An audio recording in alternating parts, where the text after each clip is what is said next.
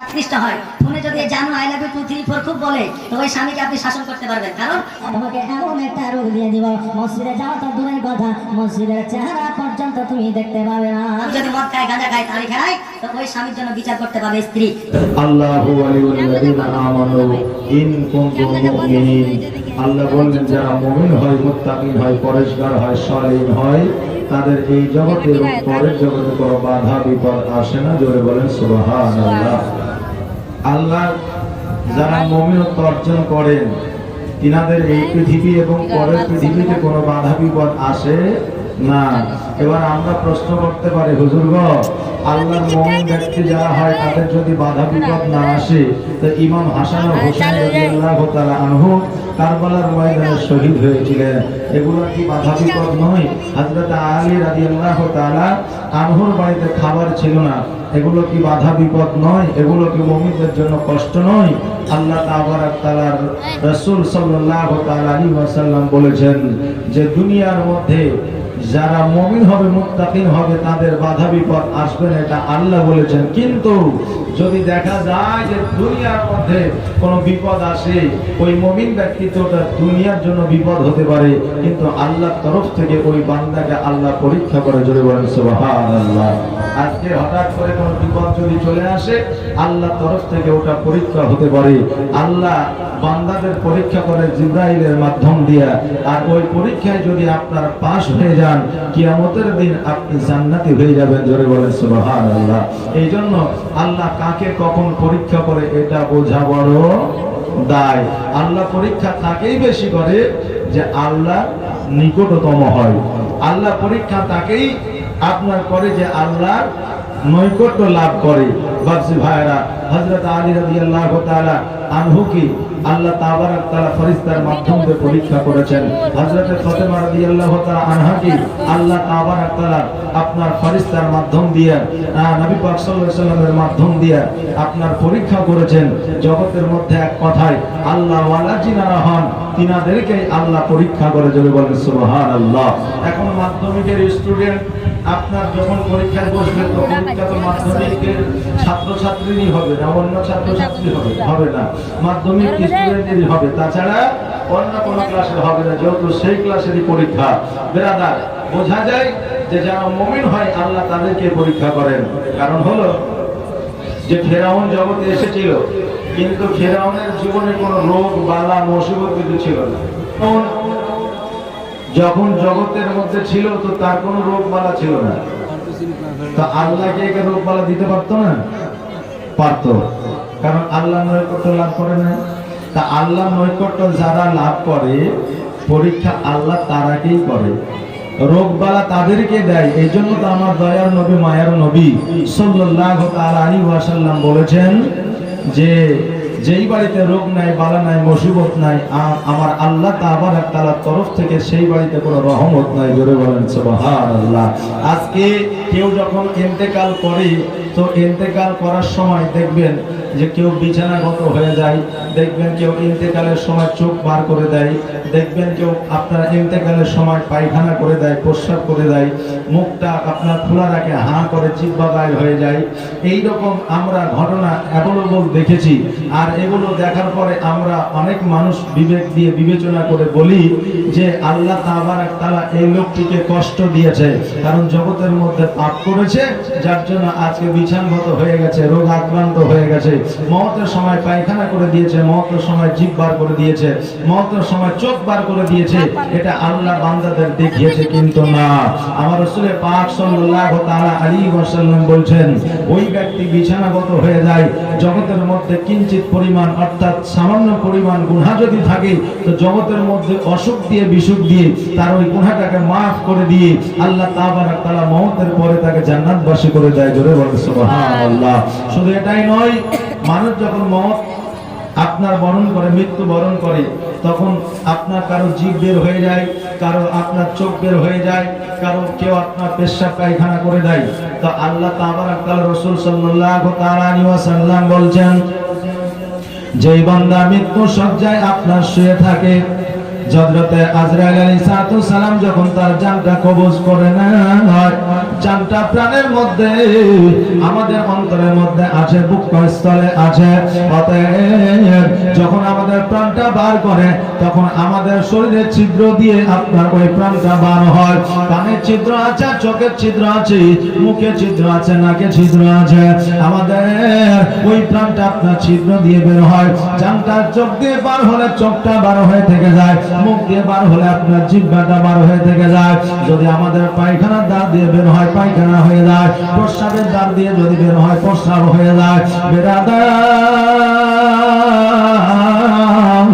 ওই প্রাণখানা যখন আমাদের বের হয় তখন আমাদের এই ঘটনাগুলো ঘটে। তবে পাপ করার জন্য নয়, জগতের মধ্যে ব্যভিচারী করার জন্য নয়, ওই প্রাণটা পার হওয়ার জন্য আমাদের এই অবস্থা হয়েছে। তবে এখান থেকে আমরা বিবেচনা করতে পারি না ওই লোকটা পাপী ছিল। আমরা এখান থেকে কোন রকম ভাবে আমরা আলোচনা বিবেচনা করতে পারি না। আল্লাহ তাবারাক তাআলা প্রত্যেকটা বান্দার একটা কাজেই যদি আল্লাহ পছন্দ করে নাই তো ওই কাজের বদৌলতে হয়তো আল্লাহ তাকে জান্নাতবাসী করবে। জোরে বলেন সুবহানাল্লাহ। আমরা যে জালসার ময়দানে হাজির হয়েছি, এই জালসার ময়দানে হাজির হওয়ার কারণেই হয়তো আল্লাহ তাবারাক তাআলা আমাদের জান্নাতবাসী করবেন। এই জালসায় আসার জন্য হয়তো আল্লাহ তাবারাক তাআলা আমাদের জান্নাতবাসী করবেন। আজকে দুনিয়ার মধ্যে আমরা কত না আপনার খারাপ পথের প্রতীক হয়েছি, আমরা কত না গুনাহ খাতা করতে আরম্ভ করে দিয়েছি। জগতের মধ্যে আমাদের নামাজ নাই, রোজা নাই, জগতের মধ্যে আমাদের আল্লাহর প্রতি আপনার বিশ্বাস নাই, জগতের মধ্যে আল্লাহকে আমরা ভয় করি না। আপনি বলবেন হুজুর গো আমরা আল্লাহ তাবারাক তাআলাকে ভয় করি। আল্লাহকে যারা ভয় করবে তাদের দ্বারা গুনাহ হবে না, তাদের দ্বারা জিনা হবে না, তাদের দ্বারা ইফতিজিং হবে না, তাদের দ্বারা চুরি হবে না, তাদের দ্বারা নামাজ কাজা হবে না, তাদের দ্বারা রোজা কাজা করা হবে না। অতএব আল্লাহকে দেখে আমরা ভয় পাই না। সঠিকভাবে আল্লাহকে ভয় করলে আমরা মুমিন মুত্তাকির হয়ে যাব। জোরে বলুন সুবহানাল্লাহ। ও বেরাদার, আল্লাহ যাকে হেদায়েত করে একমাত্র সে হেদায়েতের পথের প্রতীক হয়ে যায়। আল্লাহ যাকে হেদায়েত করবে না জীবনে সে হেদায়েতের পথ পাবে না। আজকে ইমাম সাহেব বলছে হ্যাঁ ভাই চলেন নামাজটা পড়েন, নামাজ পড়তে হবে, নামাজ ছাড়া আমাদের কোনো গতি নাই। এখন যুবকরা বলছে যে হুজুর মাত্র 30 বছর বয়স হলো, আর মোটামুটি 30 হোক তখন 60-এর পরে মসজিদে যাব। অনেকে আছে বলে না যে 60-এর পরে মসজিদে যাব। আল্লাহ বলছে বান্দারে আজকে 30 বছর বয়সে তোমাকে রাস্তা দিয়েছি, সুস্থ করে রেখেছি। আজকে 30 বছর বয়সে তোমার ইবাদত আমি আল্লাহ কারেন্টের মতো কবুল করে নি। তুমি বলছো 60 বছর পরে মসজিদের দিকে রওনা হব। আমি আল্লাহ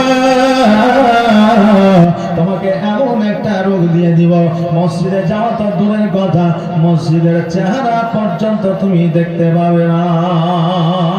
অনেকে আছে না নাই চেষ্টা করে মসজিদে গিয়ে নামাজ পড়বো কিন্তু পারে না, চলতে পারে না, চোখে দেখতে পাই না, প্যারালাইসিস হয়ে গেছে, মসজিদে যাইতে পারে না, বাড়িতে সর্বদা সর্বসময় শুয়ে আছে। সে তখন মনে মনে ভাবে হায়রে আল্লাহ আমি এতদিন সময় পেয়েছিলাম কিন্তু ইবাদত করিনি। মনটা তখন পস্তাইবে, কিন্তু তখন পস্তিয়ার কোনো লাভ হবে না। এই জন্য বলি সময় থাকতে ইবাদত বান্দেগি করুন। ইবাদত বান্দেগি আমাদের পরের জগতের সম্বল।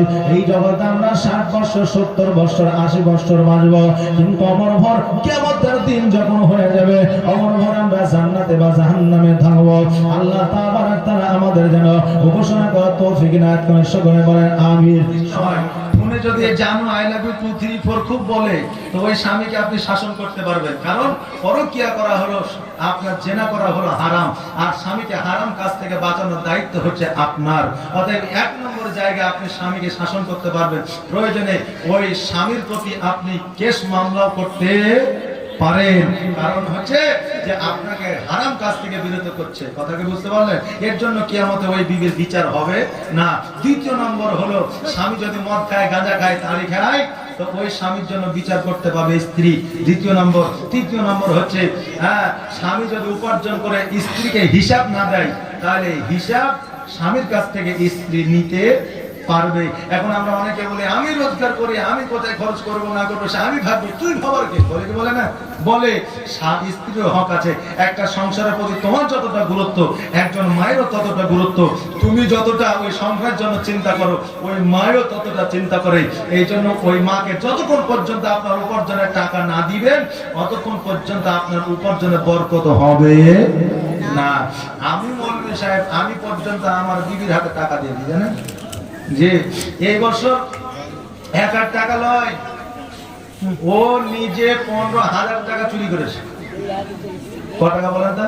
15,000 টাকা চুরি করে যায়। মায়েরা, স্বামীর পকেট থেকে টাকা চুরি করা যায় কিনা এটা বলে দিব নাকি? স্বামীর পকেট থেকে টাকা চুরি করা যাবে কিনা? 3টা মা আমার 500 টাকা করে দেন। স্বামীর পকেট থেকে টাকা চুরি করা যাবে কিনা? সবাই শোনার জন্য প্রস্তুত, কারণ স্বামীর পকেট তো সবাই মারে নাকি বলে? হ্যাঁ, সেটা আমি আপনাদের বলে দেব। আজকে যদি না দেন কালকে দিবেন, কালকে দেবেন। যতদিন 3টা না 500 টাকা দিচ্ছেন ততদিন বলবো না নাকি? তাহলে আপনারা বুঝতে পারলেন এই 3 জায়গায় স্বামীকে শাসন করতে পারবেন। সুবহানাল্লাহ।